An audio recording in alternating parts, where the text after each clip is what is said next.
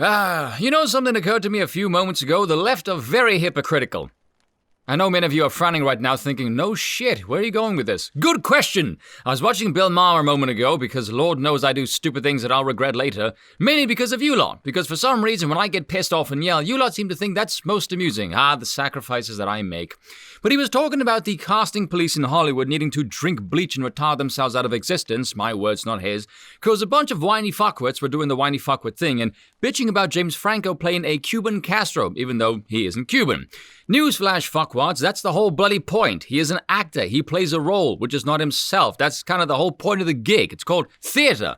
I mean, hell, you lefties should be very familiar with the concept of pretending to be what you aren't, seeing as you've made an entire identity out of it, while the vast majority of polite society don't want to just come out and say what they're all really thinking, which is that many of you are quite clearly insane. So what are these idiots trying to say? That only an authentic Cuban can play a Cuban dictator on screen, because only they can truly take the character to heart under the idea that that is authentically Cuban.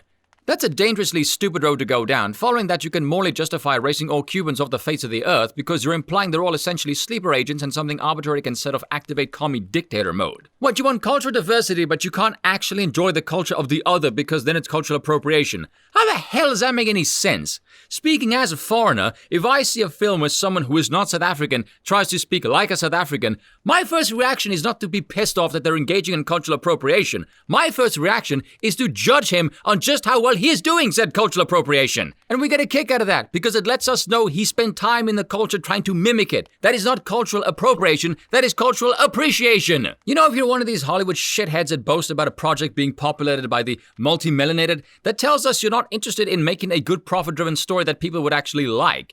You instead want to exploit the skin color of humans to flex your moral virtue, to get people to like you under the guise of making yourself morally superior. That makes you an asshole.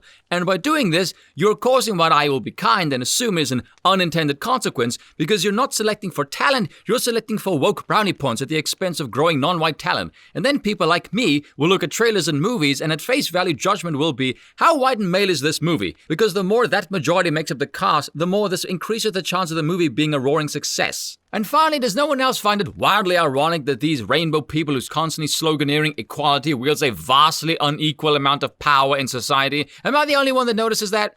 Am I the only one that notices that these sherbet-adorned clowns get to dictate what the vast majority of society get to enjoy? Well, that seems a tad hypocritical to me. I don't know about the rest of you.